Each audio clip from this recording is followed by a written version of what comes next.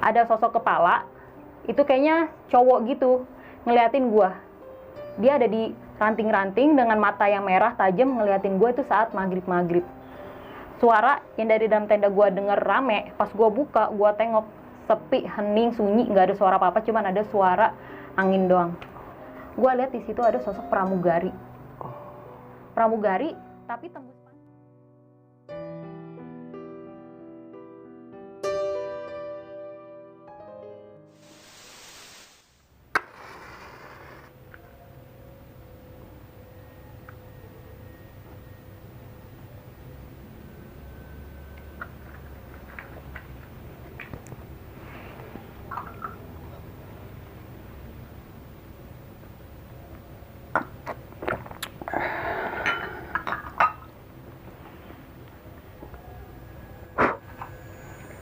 Assalamualaikum warahmatullahi wabarakatuh. Balik lagi di Besok Pagi, kali ini bersama gue Bang Mange.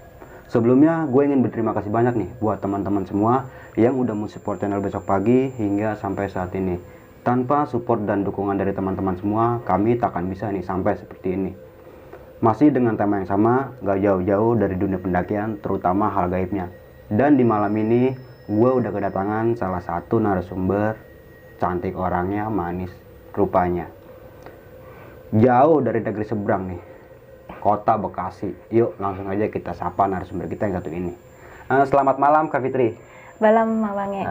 Gimana keadaan, sehat? Alhamdulillah sehat. Oke. Terakhir kali naik gunung kapan nih?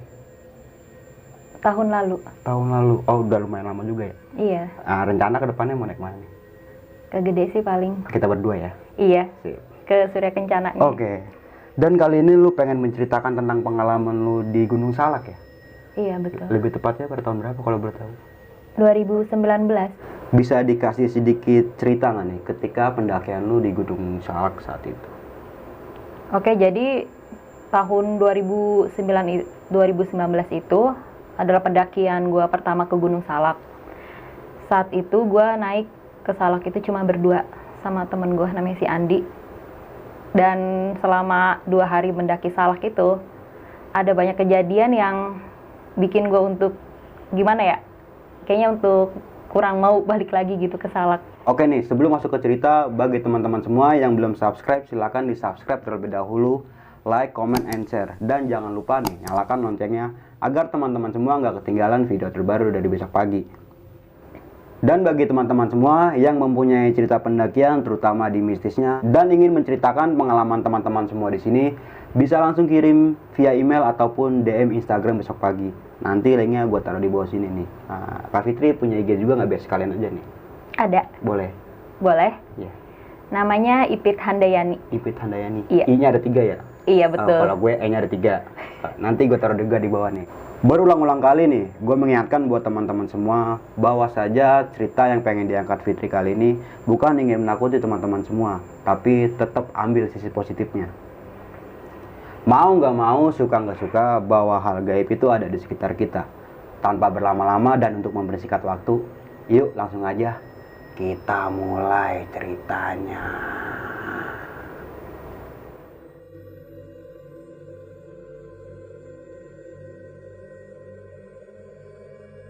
Jadi di sini gue mau berbagi pengalaman mendaki gue di Gunung Salak, Bang.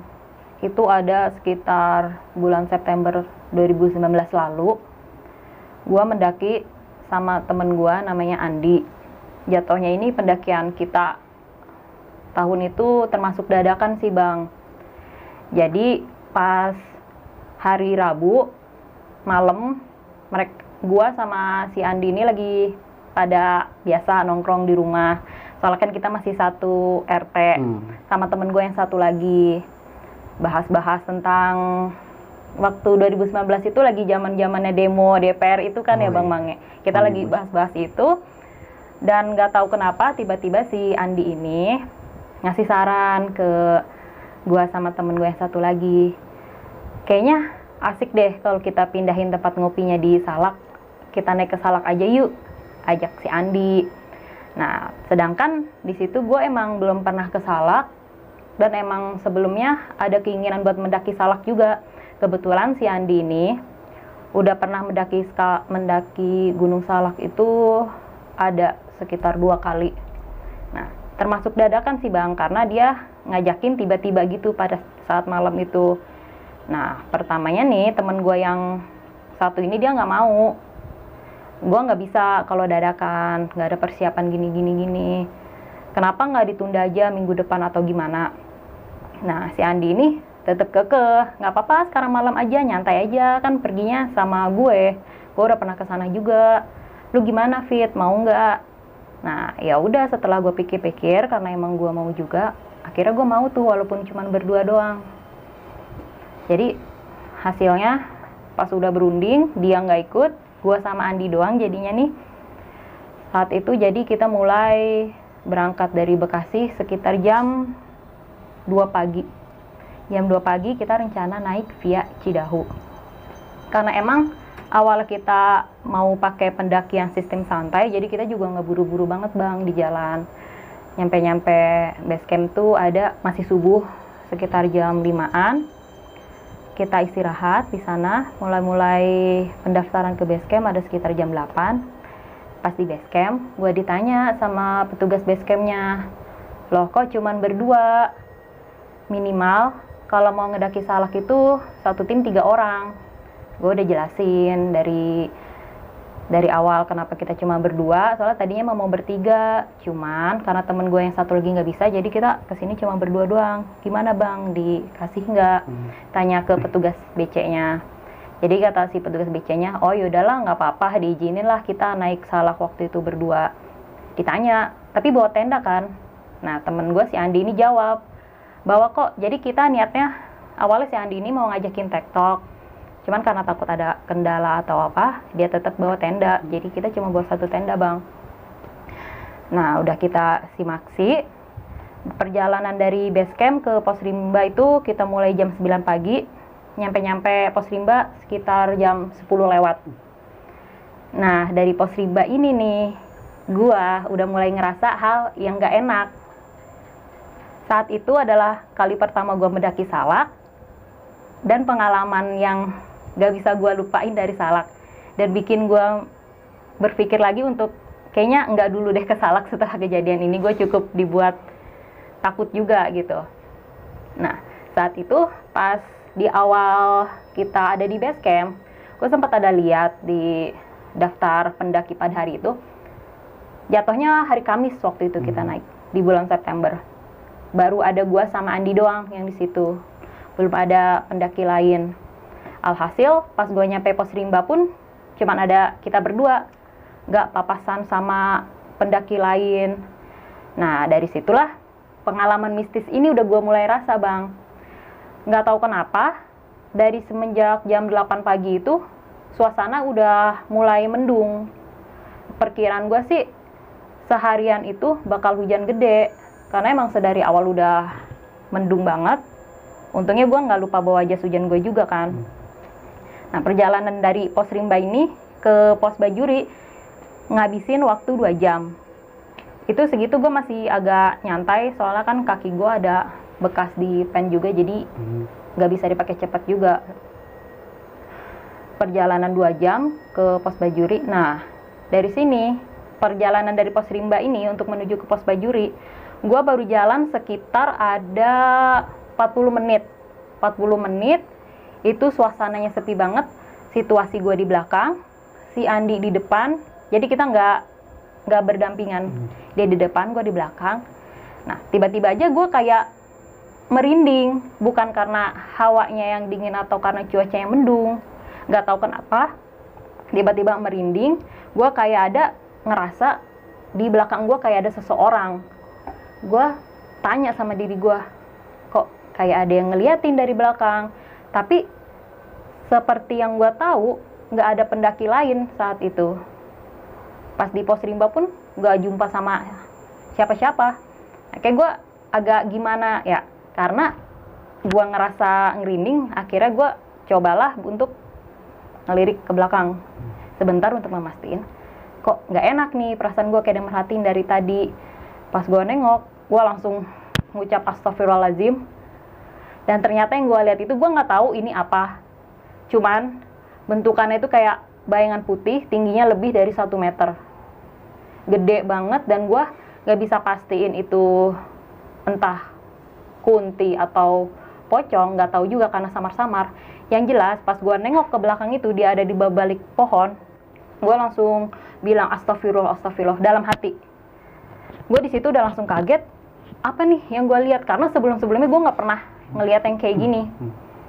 Gue baca doa, kok tinggi gede kayak gitu. Maksud gue apa ya, dibilang bentukan pocong juga enggak, tapi pas gue ceritain ke temen gue, kalau menurut keterangan temen gue yang udah pernah ke Salak sebelumnya, katanya itu emang pocongnya Gunung Salak. Untuk menurut pendapat mereka yang udah pernah ke sana. Nah, dari situ gue pas udah sadar gue diikutin kayak gini nih, gue mencoba buat nenangin diri gue sendiri. Gue nggak langsung bilang ke Andi, karena apa? Gue takutnya nanti malah bikin situasi kacau. Soalnya gitu-gitu juga si Andi sebenarnya lebih penakut dari gue orangnya, walau cowok-cowok juga. Akhirnya situ gue coba tahan, terus gue anggap aja ya udahlah, mungkin salam perkenalan karena gue baru pertama ke situ kan. Gue coba untuk nenangin diri, nggak masalah, paling cuman kayak nampak sebentar, terus juga hilang. Tenang gue dalam hati. Tapi nggak lama, pas gue udah ada jalan hampir mau sejam lebih, sosok itu tuh kayak muncul, hilang, terus-terusan kayak gitu di sekitaran gue, entah itu di belakang atau di sisi kiri jalur. Gue selalu dikasih lihat pemandangan itu. Nah, akhirnya gue iseng lah nanya sama si Andi, Di, kenapa? Lu ada ngerasa apa nggak? Kata gue gitu ya. Nggak ada apa-apa. Kenapa lu capek? Istirahat aja, kata dia gitu ya. Enggak sih, nggak capek. Yaudah lanjut aja, nggak apa-apa. Kaki lu kerasa sakit, kata si Andi gitu. Enggak kok, mau lanjut aja tetap. Yaudah lanjut aja, nggak apa-apa. Gue cuma nanya aja, soalnya sepi banget. Iya sih, dari tadi kita nggak jumpa sama pendaki lain ya, kata si Andi gitu. Nah, di situ tuh sebenarnya gue tuh cuma mau memastiin si Andi apakah dia merasakan hal yang gue rasain ataukah dia ada ngelihat atau apa. Kenapa cuma gue doang yang lihat, yang ngerasain. Nah, dari situ udahlah gue mencoba menenangkan diri. Gak lama setelah ngelewatin trek yang ada rawa-rawanya itu, gue ngedenger dari sisi kanan jalur ada suara cewek manggil nama dia, Andi gitu. Nah, gue di situ tersontak kaget dong. Kok kayak dia manggil si Andi? Nah, gue manggil lagi ke si Andi. Di, kenapa? Kenapa sih? Enggak. Gue mau nanya. Lu tadi dengar ada yang manggil lu nggak? Kata gue gitu kan. Nggak ada. Serius?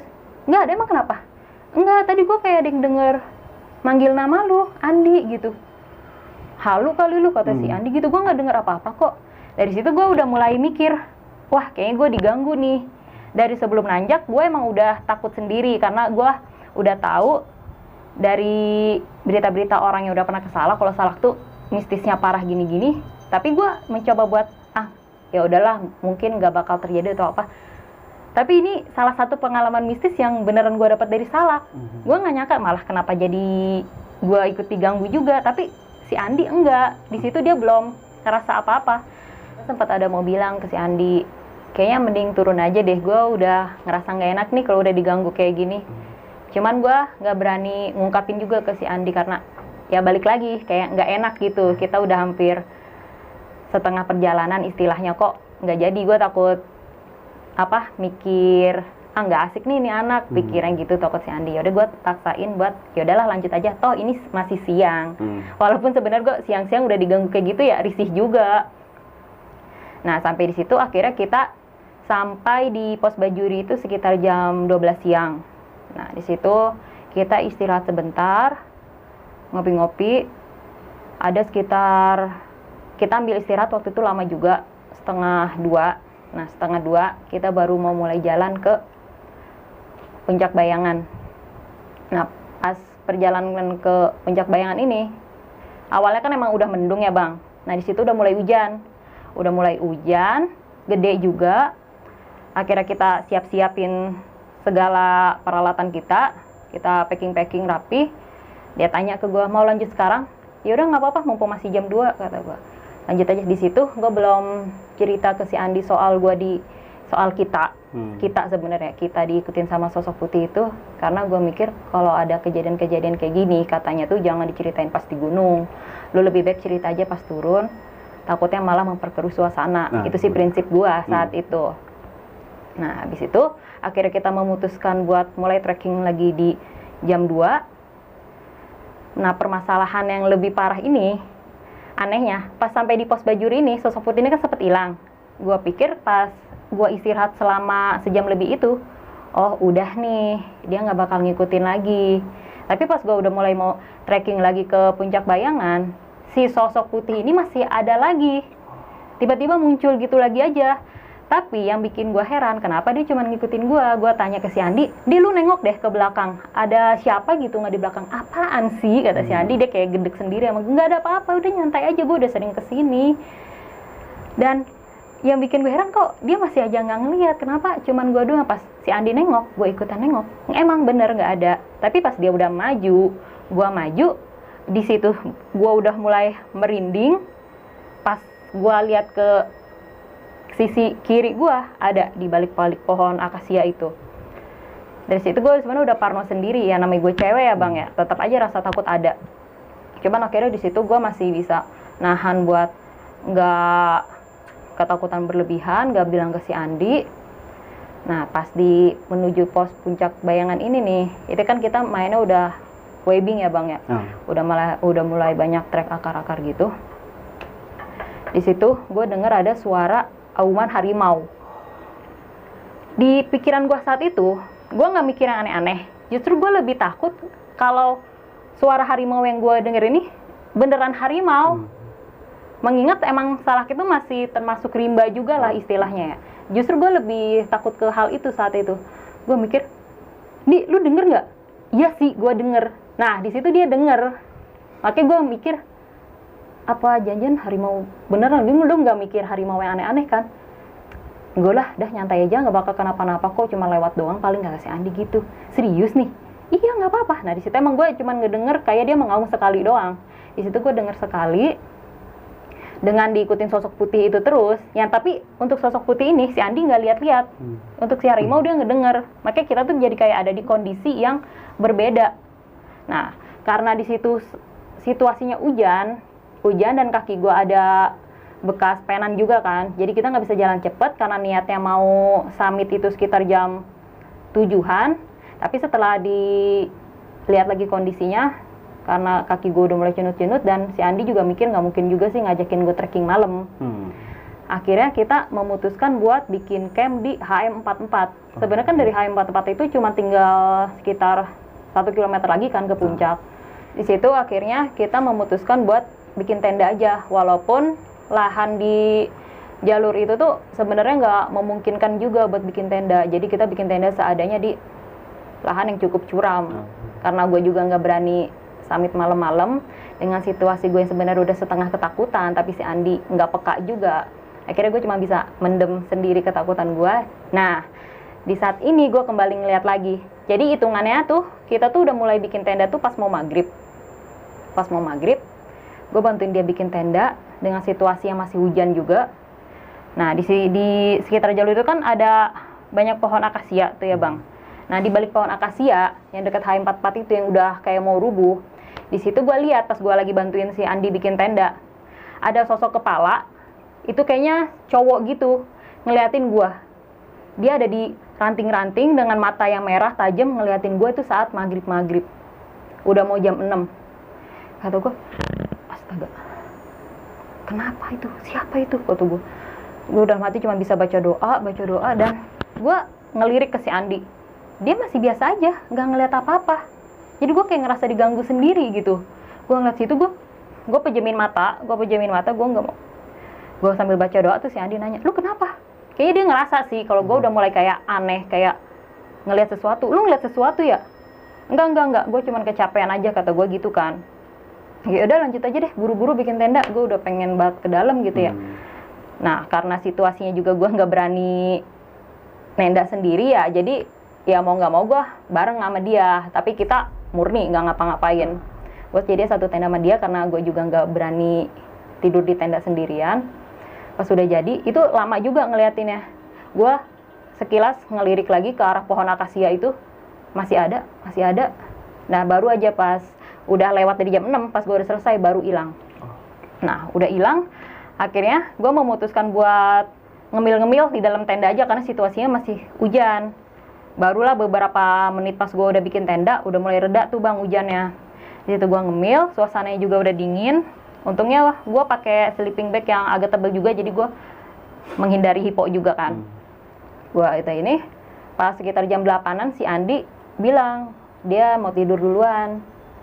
Oh ya udah, di situ gue belum bisa tidur bang. Gue masih kayak minum kopi gue gini-gini. Dia udah tidur duluan. Nah saat gue lagi ngopi-ngopi gitu, gue biasa nih, gue nggak ngedenger apa-apa. Karena pas gue bikin tenda itu pun gue udah nggak ngeliat si sosok putih itu lagi. Gue cuman kayak mikirin apa besok gue bilang aja ke si Andi nggak usah samit. Tapi nanggung sih, cuma tinggal sedikit. Nah pas gue gue mikir-mikir sambil bengong kayak gitu. Tiba-tiba si Andi kebangun. Dia bilang gini, ada apa sih di luar? Rame banget, banyak yang lewat ya. Gue langsung, hah? Apa? Banyak yang lewat? Gue dalam hati. Gue bilang aja gini ke si Andi, nggak ada apa-apa kok, orang gue dari tadi bengong nggak ada denger suara apa-apa, nggak bisa tidur gue anjir, kata dia gitu ya, rame banget di luar. Gue langsung, ih apa nih? Kok gue nggak denger apa-apa tapi si Andi ngerasa kayak gitu. Akhirnya gue udah mulai sadar, anjir diganggu lagi nih.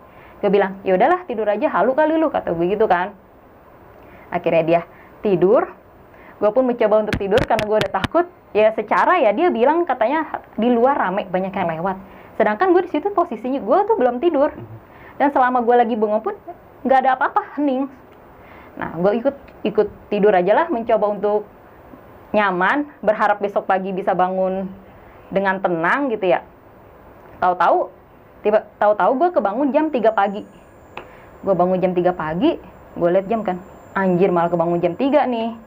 Nah gue ngedenger apa yang tadi si Andi denger.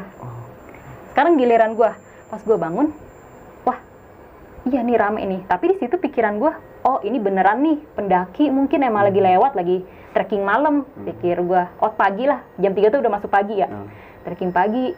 Nah pas banyak yang lewat kayak ada suara yang bercengkrama gitu, cewek cowok, rame pokoknya bang, kayak ada lebih dari 3 orang lah gitu. Gue panggil dari dalam tenda, bang, mau samit ya, kata gue gitu ya. Tapi nggak ada jawaban apa-apa tuh. Di situ kondisi masih ricuh, kayak rame gitu ya. Nah akhirnya gue memberanikan diri buat membuka tenda. Gue beraniin diri buat buka tenda karena penasaran kan, kok nggak disaut-sautin sih, karena gue nggak mikir yang aneh-aneh saat itu. Pas gue buka tenda, langsung senyap, nggak ada.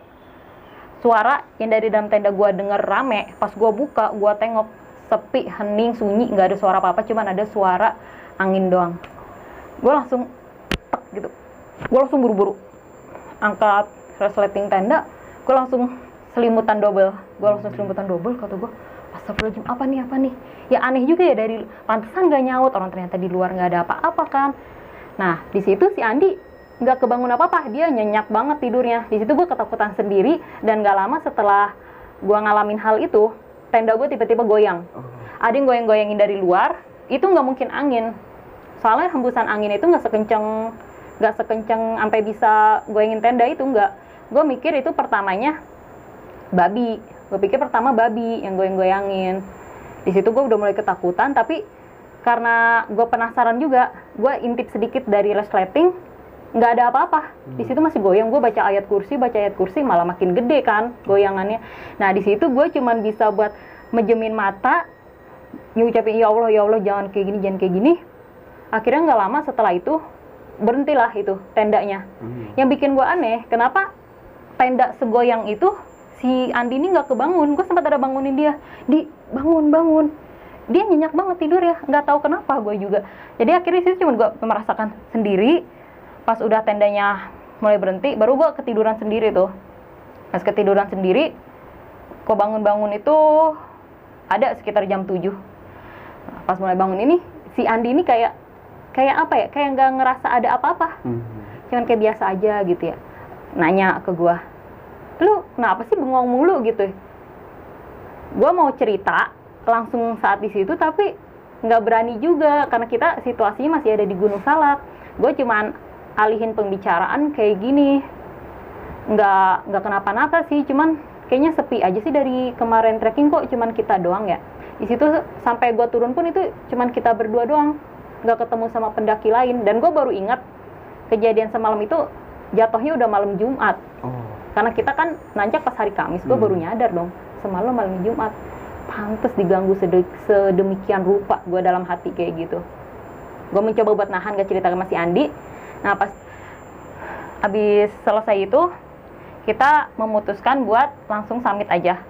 Kata gue percuma juga sih kalau turun, orang cuma tinggal 1 kilometer lagi. Nah pas summit ini kita nggak ngalamin apa-apa. Masih Andi sih emang nggak ngerasa diganggu ya, tapi gue sendiri yang ngerasa diganggu, nggak ngalamin apa-apa. Akhirnya kita sampai puncak tuh sekitar jam 11-an. Yang 11-an kita istirahatnya lama sih bang. Nah kita ngopi di atas sambil berziarah sebentar ke makam Mbah Salak yang di Puncak Manik, berdoa sebentar. Sambil gue bayangin kejadian-kejadian tadi, apakah ada hal di diri gue atau apa yang bikin penghuni sana nggak suka atau gimana, kenapa gue diganggu sedemikian rupa. Gue ada mikir ke situ, maksud gue tuh kesini murni cuman mau nanjak atau apa, karena ini kali pertama gue ke Salak saat itu. Jadi gue cuma bisa merenung dalam hati. Akhirnya nggak ambil waktu lama juga sih puncak, karena kita ngejar waktu juga, karena gue nggak bisa jalan cepet juga. Akhirnya mulai turun tuh ya sekitar jam 1-an lah bang, ya jam 1-an mulai trekking turun. Di situ udah mulai nggak hujan udah berhenti, nggak kayak pas hari kemarin kita diguyur hujan terus-terusan. Nah di sini nih yang gue bikin parno, pas mau menuju Puncak Bayangan, kalau dibilang hampir mau mati si Andi. Karena apa? Gue di sini jadi makin netting aja gitu loh. Apa ada maksud tertentu atau apa? Dia hampir mau celaka kayak gitu. Jadi pas mau trekking turun, pas apa ya yang trek banyak akarnya itu bang, yang di dekat tebing itu, dia kepleset di situ. Dia kepleset, ada kali 50 cm lah dia ngeguling. Agak ngeguling, gue nggak sempat megang tangan dia, karena keburu licin juga kan trekkingnya. Gue teriak, Andi, gitu kata gue. Untungnya pas dia ketahan sama akar pohon itu, dia posisinya telentang bang, telentang. Pasti gue langsung gini, ketahan sama akar-akar, dan di situ carrier-nya bolong, ketusuk sama akar. Di situ gue mikir, dia masih beruntung pas dia jatuh, posisinya telentang. Gue nggak bisa bayangin kalau misalkan dia keguling dengan posisi akhir telengkup. Otomatis, ini kan carrier ini kan di bagian atas gitu kan, kayak di dekat punggungnya ketusuk. Itu bisa jadi kalau misalkan dia telengkup, itu dadanya yang ketusuk. Di situ gue sempat merenung, udah berhenti dulu, kaki gue juga sakit nih. Kita diem dulu di sini. Lu ngerasa ada yang aneh nggak sih? Aneh gimana? Ya mungkin lu nggak ngerasain sih, tapi gue yang ngerasain. Oh ya, gue lupa bang. Di situ si Andi dikasih denger. Pas dia jatuh, dia langsung diketawain sama suara cewek yang asalnya dari sisi jurang sebelah kiri. Dari situ, pas dia jatuh, ada yang langsung ngetawain dia. Di situ bukan gue doang yang denger, si Andi juga ngedenger. Kata gue, rasain lu, ngerasain apa yang gue rasain. Di situ dia langsung kayak cengok, kaget gitu. Itu siapa yang ketawa? Lu bisa kira sendirilah siapa. Dari kemarin kita cuma berdua, bahkan sampai saat ini kita cuma berdua. Suaranya ada dari jurang sana. Nggak mungkin kan orang. Dia langsung ngucap istighfar gitu kan. Istighfar. Terus gue langsung bilang gini, kayak kita perlu istirahat dulu sejenak di sini deh. Kita pikir dulu. Lu ngerasa nggak sih? Lu tuh tadi hampir mau mati, kata gue gitu. Mending lu merenung dulu, istirahat dulu. Kaki gue juga udah mulai cunut-cunut kan. Coba deh. Sebenarnya kedatangan kita ke Salak ini disukai atau enggak sih? Gue kan kesini murni cuman pengen naik gunung, karena ini kali pertama gue ke Salak, gue pengen tahu kayak gimana. Tapi gue udah diganggu sedemikian rupa.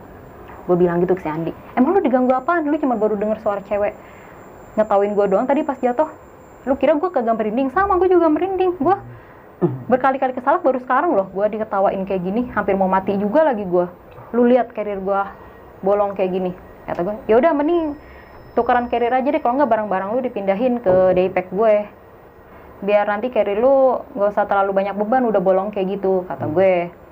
Ya udah tuh akhirnya dia setuju juga sih, karena carrier dia lumayan sobek juga kan. Gue tadi ada sempet tanya kan, ada maksud apa sih? Lu ada maksud buruk atau enggak sih? Nggak tahu kenapa gue tiba-tiba kayak netting aja gitu sama si Andi. apaan sih maksud lu? Ya enggak lah, mungkin emang lagi sial aja kali waktunya, atau mungkin karena kita terlalu takabur naik ke Salak dadakan tanpa persiapan. Ya bisa jadi sih, gue bilang kayak gitu. Karena dipikir-pikir kita nggak ada persiapan ke sini. Tapi kan gue juga nggak ada persiapan karena gue beranggapan gue udah pergi sama lu yang udah sering ke sini. Tapi ternyata pengalaman kali ini gak ngenakin sih buat gue. Kayak gue nggak mau lagi sih ke sini. Gue bilang gitu ke si Andi. Yaudah deh, buru-buru pindahin aja. Di situ bener-bener hening, masih nggak ada pendaki yang lewat, nggak ngerti juga kenapa, apa emang pas minggu itu emang Salak lagi kosong atau gimana. Di situ cuma ada kita berdua doang. Nah, pas gue lagi pindahin barangnya si Andi nih ke Daypack, yang di sisi jurang, yang tadi gue denger suara cewek ngetawain si Andi pas jatuh, gue lihat di situ ada sosok pramugari. Pramugari, tapi tembus pandang. Kenapa gue bisa bilang itu pramugari? Karena sosoknya tuh gue lihat dia kayak pakai seragam cewek gitu, ada pitanya di sini, tapi tembus pandang dan tanpa kaki. Gue langsung mikir, jangan-jangan yang ngetawain si Andi sih. Sosok itu, gue lihat matanya tuh kayak berkaca-kaca, pilu, kayak setengah ngetawain, tapi merah juga matanya. Nah, gue langsung, lu lihat dah ke situ, lu lihat ke sisi jurang itu ada apa. Nah, pas dia nengok, nggak ada. Gue doang yang lihat. Lu mau nakutin gue lagi? Nggak ada apa-apa di situ. Udahlah, kita baca doa aja. Berlindung sama Allah biar nggak kenapa-napa. Lu nggak ngelihat ada apa-apa di situ, kata gue. Nggak ada. Dia jawab gitu. Yaudah, akhirnya gue cuma bisa diem sambil pindah-pindah. Yaudah, gue pengen cepet turun deh. Serius, bukan dari kaki lu kata cenut-cenut. Ya gue paksain di situ. Gimana gue nggak ketekun setengah mati? Masalahnya walaupun gue berdua sama dia, yang sering digangguinnya gue, ya dianya gitu-gitu aja. Gimana gue nggak parno sendiri ya bang? Akhirnya gue meminta buat cepet turun. Trekking ada sampai pos Bajuri itu kita ngabisin waktu 3 jam, hitungan sampai pos Bajuri. Nah, herannya nih, pas gue nyampe puncak Bayangan, sampai pos Bajuri ini, sosok putih yang tadi ngikutin gue pas trekking naik, dia muncul lagi. Tapi situasinya si Andi nggak ngeliat lagi. Gue di situ ngodein si Andinya kayak gini, Andi, lu ada lihat sesuatu nggak apa gitu? Coba ada lihat ke seliling lu. Dia sempet tengok-tengok. Lu jangan bikin gue parno deh. Udah kita turun aja, nggak usah mikir yang aneh-aneh kalau lagi di gunung, kata dia gitu. Nanti malah kejadian. Gue dalam hati, udah kejadian anjir di gue, kata gue.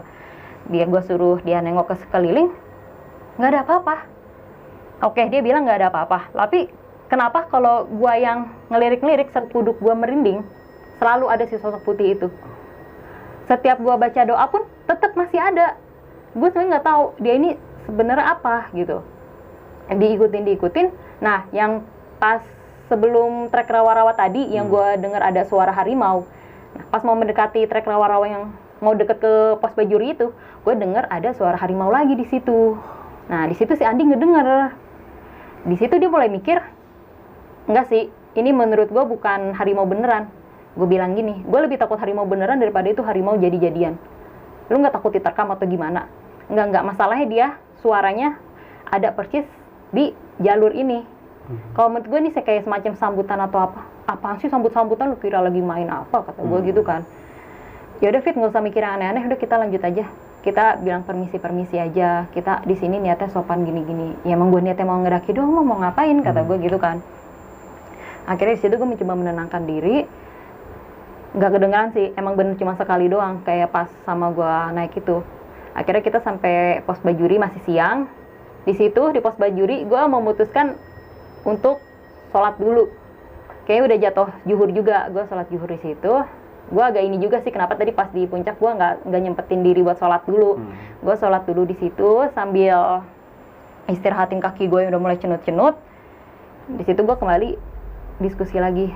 Kenapa ya? Kok gue diganggu banget? Emang lu kenapa sih tadi pas naik? Akhirnya gue ceritain lah ke si Andi masalah tenda yang digoyang tadi, tapi dia nggak ngerasain. Jadi kita tuh kayak digangguin dalam situasi yang berbeda. Nah, untungnya lagi pas udah di pos Bajuri itu, sosok putih yang ngikutin gue tadi, dia ngilang juga di situ.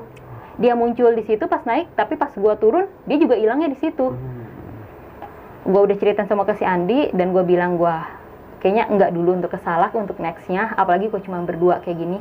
Dia juga bilang, tapi ini juga jadi pendakian gue yang aneh juga sih, soalnya sebelum-sebelumnya gue nggak kayak gini, atau mungkin karena gue ngajak cewek kali atau gimana. Enggak sih, nggak ke situ, mungkin emang dari hati kita ada takabur atau apa, kita dadakan ke sini, mungkin itu kebaca kata gue gitu kan.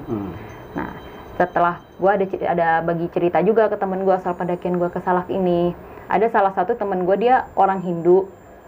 Jadi ini menurut pandangan dia sebagai orang Hindu, kalau menurut dia sosok putih ini sebenarnya tuh mau ngejagain gue. Itu menurut keterangan dia. Dia tuh bukan sosok jahat.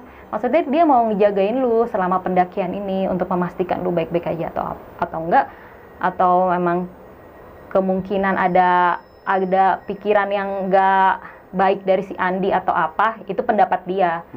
Jadinya lu anggap aja ini sebagai, dia tuh cuma ngelindungin lu. Itu menurut pandangan gue sebagai orang Hindu. Dan gue cerita juga masalah suara harimau itu, dia bilang itu adalah sosok penunggu di sana juga. Dia bilang itu adalah, harimau itu adalah kendaraannya si Prabu Pajajaran menurut kepercayaan dia. Sedangkan kalau misalkan dari segi temen gue yang lain yang udah pernah ke Salak, itu ketenangan dia emang pocongnya Gunung Salak yang banyak sering ngeganggu pendaki ke situ. Nah, dari situ akhirnya gue memutuskan buat, oh ya udahlah, ini cukup pendakian gue yang serem juga gue rasa. Selama gue mendaki gunung nggak pernah gue diganggu sedemikian rupa sampai kayak gitu. Sekali-kalinya pun gue pernah diganggu pun baru tahun-tahun kemarin pas ke Guntur, cuman denger suara gamelan doang di jurang. Dari situ aja gue udah nyadar, ngapain juga gue denger suara gamelan di jurang. Gue pikir udah mau nyampe ke bawah kan. Logikanya gini, kalau misalkan itu suara hajatan, gue kan saat itu pas di Guntur ngedengernya suara dangdut, bukan suara dangdutan sih, kayak suara gamelan pesta Jawa gitu, di pos 4, di jurang pula dengernya ya.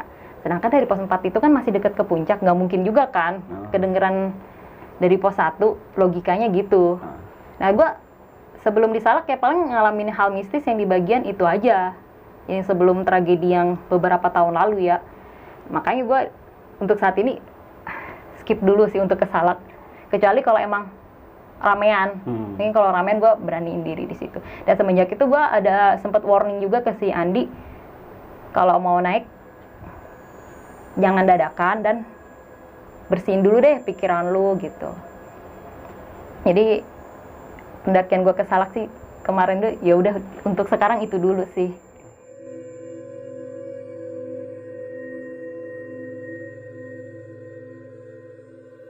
Oke nih Kak Fitri, kayaknya epic banget sih ceritanya nih. Dari mulai lu pendakian sampai turun lagi, lu bener-bener diteror nih. Iya. Dari tadi lu sempat bilang lu ngelihat kayak sosok bayangan putih dan lu mendengar suara harimau. Nggak cuma itu aja nih, di malam hari pun tenda lu sempet digoyang-goyangin. Ya, dan yang bikin gue kesel, kenapa gue doang gitu di situ yang ngerasain, si Andi malah tetap aja bisa tidur nyenyak dan kayak gitu. Itu yang bikin gue bingung sih, kenapa bisa kayak gitu. Nah, kalau gue boleh tahu lagi nih, lu sempet ngelihat jelas nggak sih makhluk yang tadi lu sempet bilang nggak jauh dari pintu rimba, saat lu berjalan lu ngelihat sosok makhluk yang putih. Itu lu bisa ngejabarin nggak sih bentuknya kayak gimana, atau itu kunti atau pocong gitu? Nah, kalau dibilang pocong enggak kali ya, mungkin lebih ke bakunti. Soalnya apa? Pas gua nengok itu kan dia tingginya ada lebih dari 1 meter kan, tinggi banget. Kalau misalkan kalau bisa dibilang pocong kan pasti ada pucuknya tuh. Nah, kalau ini enggak, dia lebih kayak selembaran kain. Emang sih pas gua ngeliat ke atas dikit, itu gua lihat kayak ada hitam di atasnya. Gua mungkin kalau bisa dideskripsiin lebih, ini lebih ke Mbak Kunti sih sebenarnya. Cuman tingginya ini. Dan saat lu ngeliat itu, cuma lu aja nih, Andi nggak ngeliat? Enggak, Andi nggak ngeliat. Sosok putih itu cuman gue yang ngeliat doang. Lu sempat mendengar suara auman harimau, yang dimana kita tahu ya bahwa di situ besar kemungkinan sih benar-benar harimau beneran ya. Nah, gue sempat mikir ke situ sebenarnya, tapi posisinya sama pas kita naik juga, posisi kedengeran suaranya itu di jalur yang sesudah Simpang Bajuri. Dan si Andi pun juga mendengar ya? Mendengar di situ. Aku agak 50-50 juga nih untuk suara harimau ini. Apakah benar ini suara harimau gaib atau emang harimau beneran? Tapi jujur gue lebih takut harimau beneran sih, Bang. Sampai sore hari nih ya, lo nggak memaksakan buat trek malam nih. lu tadi sempat berhenti diriin tenda di sini aja nih karena lu nggak mau melanjutkan di trek malam nih. Iya, padahal kalau summit cuma tinggal 1 kilometeran lagi sih dari HM itu. Dari HM 44 itu sebenarnya udah dikit lagi ya puncak bayangan itu ya. Cuman karena gue juga udah capek dan udah mau mulai maghrib juga ya, nggak berani juga sih gue trekking malam. Dan akhirnya lu membuka tenda dengan tempat yang seadanya nih. Seadanya. Oke. Nggak sampai di situ aja nih ya, Wit.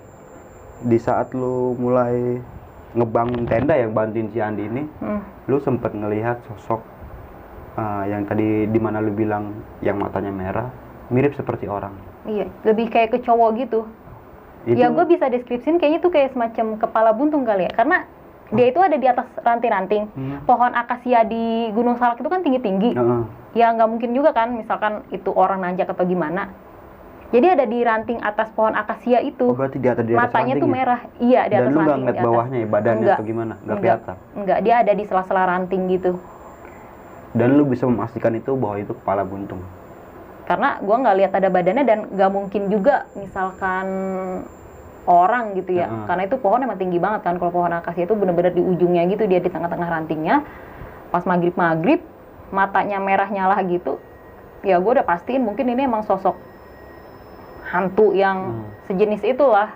Setelah tenda lu mulai berdiri dan lu mencoba buat beristirahat, yang dimana tadi lu sempat bilang ketika itu si Andi ini mencoba buat tidur duluan nih. Iya. Ya.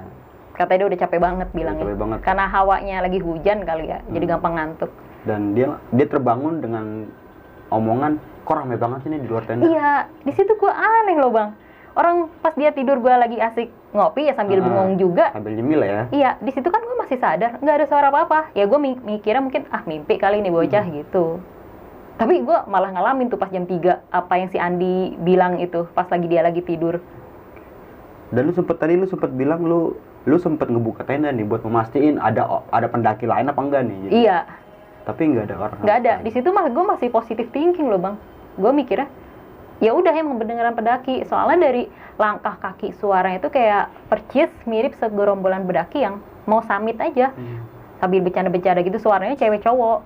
Nah, tadi lu sempat bilang, lu sempat negor ya, bang? Dari dalam, tapi nggak disautin. Tapi masih aja ricuh sama obrolannya mereka. Nggak tahu sih ngobrolin apa, kayak rame-rame ketawa gitu, kayak bercanda-bercanda. Lu sempat bilang tenda lu ini sempat digoyang-goyangin nih. Iya. Kalau misalnya ada angin atau badai nggak mungkin kayak gitu. Nggak mungkin, soalnya kan gue sempat buka resleting kan pas gue dengar suara itu. Emang ada hembusan angin, tapi nggak sekencang itu. Dan itu hembusan anginnya nggak mungkin bisa goyangin tenda gue sekeras itu. Ya gue pertama mikirnya itu babi sih. Bisa aja kan babi. Yang pas gue buka pun nggak ada. Malah nggak ada apa-apa. Gue langsung ya udah gue nggak mau kesini lagi. Gue udah cukup diganggu kayak gitu. Gue kalau ada di posisi lo gue kabur itu. Ya gue sempat kepikiran gitu sih bang, tapi gue mikir lagi, ih kaburnya mau kemana? Iya, kita ada di atas. Bener-bener diteror. Harus jadi kayak harus adaptasi gue sama mereka. Dan sampai saat ini lo nggak pengen naik Gunung Salak lagi? Kayaknya belum dulu deh, kecuali kalau rame-rame. Kalau ramean lah ya, 5 orang kayak, atau 6 orang ya. Iya, 6 orang masih, oh iya adalah ya 6 orang bisa lah. Gitu lah. Kalau kayak 3 orang, enggak deh. Apa? Okay. Nah, singkat cerita nih Kak, nih ketika pagi hari lu mulai summit. Bukan summit, agak siang sih ya puncaknya ya. Iya. Emang banyak istirahat juga di situ. Dan lu sampai di puncak Mandik itu jam 11-an tadi lu sempat bilang. Iya, 11-12-an. Dan lu agak lama juga beristirahat di sana nih, buat ngopi lah ya. Iya, sama ada sempat ziarah juga ke makam Mbah Salak. Dan saat itu posisinya cuma lu bener-bener berdua, nggak ada pendaki lain? Dari gua naik sampai turun itu bener-bener nggak ada pendaki lain. Berasa di Salak tuh cuma ada gua doang berdua. Mungkin ya gua nggak tahu sih emang minggu itu emang lagi sepi atau gimana, tapi emang bener nggak ada. Gue berasa diteror banget berdua kayak gitu, udah si Andinya nggak pekaan kayak gitu lagi. Dan singkat cerita nih, setelah lu sampai puncak lu turun nih ke puncak bayangan ya. Dan tadi lu sempat bilang bahwa saja si Andi ini sempat jatuh nih. Iya. Dan kepleset, sempat terguling ya. Keguling dia. Akar pohon itu menembus. Ada yang jadi trek akarnya itu, ada yang ujungnya agak tajam gitu. Nah pas dia ngeguling, untungnya posisi terakhir dia terkapar tuh telentang. Ya? Jadi tahan carrier. Tapi carriernya bolong. Yang bikin gua ngeri ini kalau misalkan dia telengkup, dadanya kena itu. Dikasih Adi nih jatuh, tiba-tiba lu berdua mendengar suara ada orang yang ketawa. Langsung diketawain deh pas jatuh itu. Di sisi jurang itu. Di jurang ngapain Gua sih- kalau ada orang ya?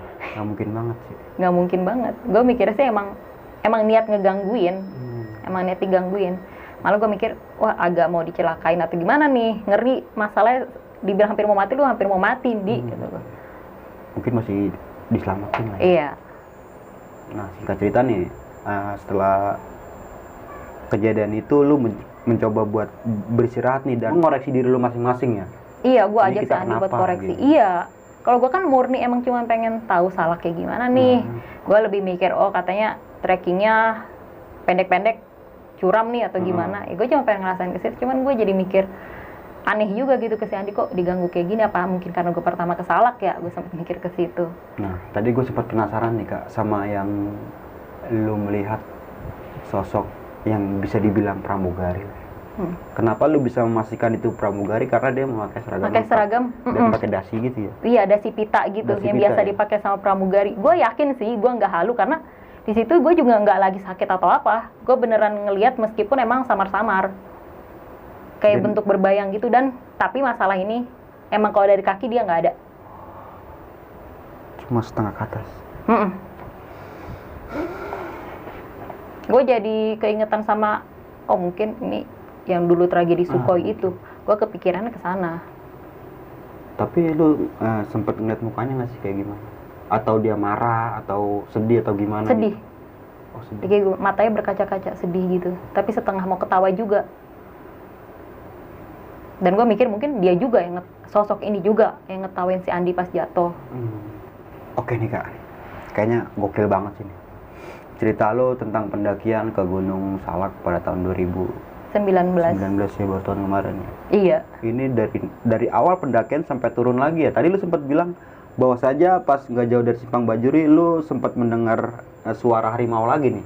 Iya, yang tadi gue bilang itu. Tapi gue emang gak ngelihat wujudnya, cuman suaranya gue sama Andi denger. Dan itu emang cuma sekali ngaumnya. Cukup kayak kerasa deket juga sebenarnya, kayak nggak jauh dari kita. Kayak nandain lah ya gitu ya. Kalau misalnya harimau beneran nih, mungkin dia ngaumnya itu berkali-kali. Nah, tapi dia cuma sekali loh. Nah, benar. Gue mikir ke situ. Dan kenapa hanya di pas jalur tersebut suara itu muncul. Jadi komen gue kayak semacam, lu naik nih, oke kita sambut dengan suara ini. Lu turun, disambut lagi sama suara ini. Mungkin itu ya ritual penyambutan mungkin ya. Mungkin ya. Nah, nggak jauh di situ nih. Sosok bayangan yang terus mengikuti lu ini sempat berhenti di Simpang Bajuri tadi yang lu bilang. Iya, dia mulai muncul juga di Simpang Bajuri, hilangnya juga di situ juga. Tapi dia nggak ngikutin gue sampai puncak, dia cuma ngikutin sampai puncak bayangan. Dari situ. Gokil banget sih kayaknya ceritanya. Oke Kak.